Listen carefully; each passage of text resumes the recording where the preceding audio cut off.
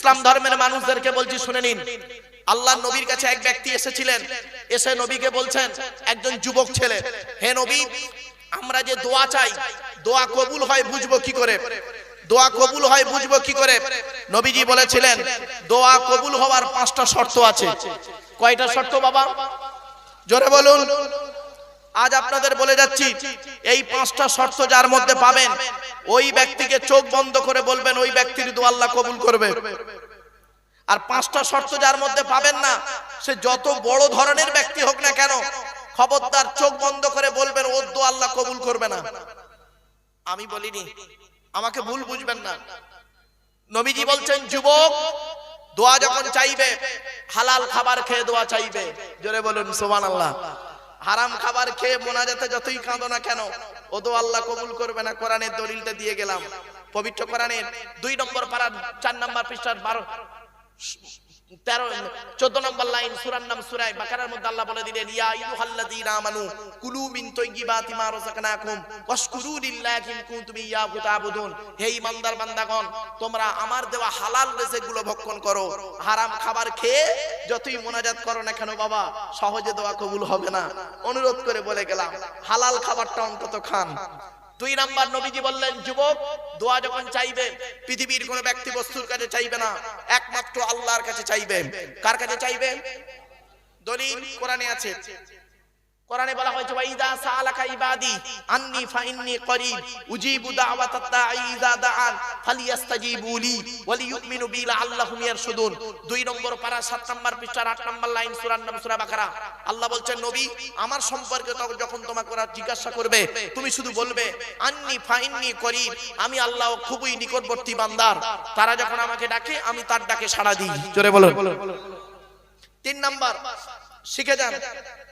3 number, দোয়া যখন চাইবেন, নবীজি বললেন, এই যুবক দোয়া যখন চাইবে, সকলের জন্য দোয়া চাইবে। শুধু আমার বাপ, আমার দাদা, আমার নানা করো না, সকলের বাপ দাদার নামে দোয়া চাইবে। জোরে বলুন সুবহানাল্লাহ।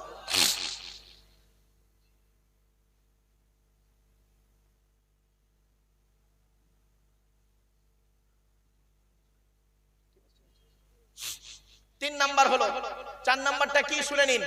4 নাম্বারটা আল্লাহ নবী বলছেন, দোয়া যখন চাইবে, নবীর উপরে দরুদ পাঠ করে দোয়া চাইবে।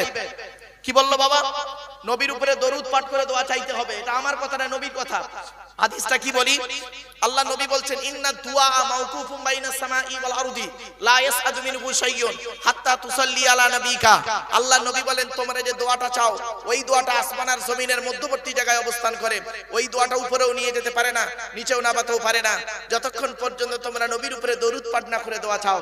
এজন্য নবীর উপরে দরুদ পাঠ করে দোয়া চাইলে ওই দোয়া আল্লাহর দরবারে কবুল হয়ে যায়।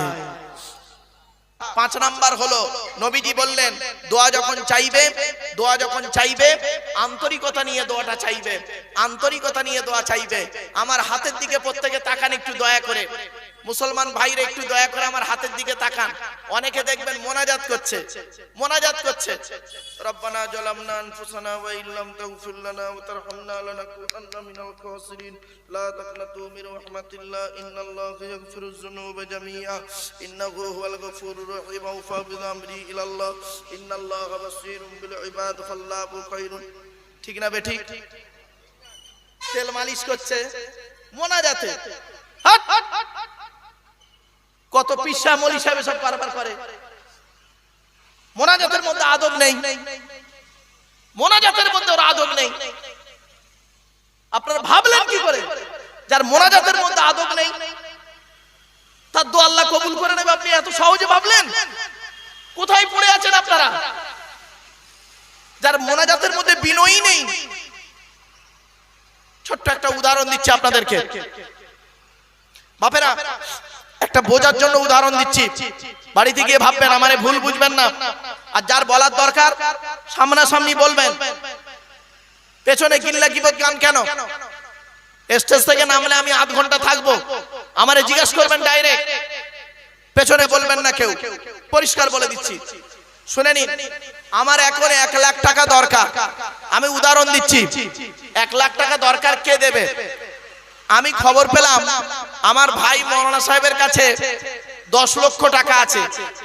এখন আমি বিপদে পড়েছি দেগঙ্গা বাজারে, আমি বিপদে পড়েছি দেগঙ্গা বাজারে, 1 লাখ টাকা প্রয়োজন, আমি এখন কিভাবে চাইবো ভাইয়ের কাছে বলুন? প্রথম ভাইকে সালাম দেবো, মোসাফা করব, করে বলবো ভাই আমি খুব বিপদে পড়েছি, 1 লাখ টাকা ধার দেন, কালকে আমি অ্যাকাউন্টে পাঠিয়ে দেবো। উনি প্রথম না হ্যাঁ করবে, যেহেতু আমার বিপদ, আমি চোখের পানি ফেলবো ওনার সামনে, ওনার হাত ধরে চোখের পানি ফেলবো, কাঁদবো, হাতে ধরবো, পায়ে ধরবো, ধরে 1 লাখ টাকা ওনার কাছ থেকে নিয়ে কাজটা সারবো, আবার টাকাটা পরে ফেরত দিতে হবে আমাকে। আমার এই দৃশ্যটা দেখে আল্লাহ পাক তার ফেরেশতাদের বলে, দেখ এই ফেরেশতারা আব্দুল্লাহিল মারুফের 1 লাখ টাকা প্রয়োজন, টাকার পরীক্ষা করছি, ওকে টাকার পরীক্ষা করছি, 1 লাখ টাকার পরীক্ষা করছি। ওই বান্দাটার কাছে গিয়ে কিভাবে কাকুতি মিনতি করে হাতে ধরে পায়ে ধরে চোখের পানি ফেলে 1 লাখ টাকা ধার চাইছে, আর আমি আল্লাহ হলাম মালিকের মালিক, আমার কাছে মোনাজাত করছে, দেখ তেল মালিশ করছে, পেয়াদবর মতো গাঁট ভাঙছে, ও দোয়াই কবুল করবনি। বাপেরা খারাপ ভাববেন না কথাটা। এজন্য আপনাদের বলি, বেয়াদবের মতো 2 ঘন্টা ধরে মোনাজাত করার থেকে আদবের সঙ্গে 2 মিনিট মোনাজাত করবেন।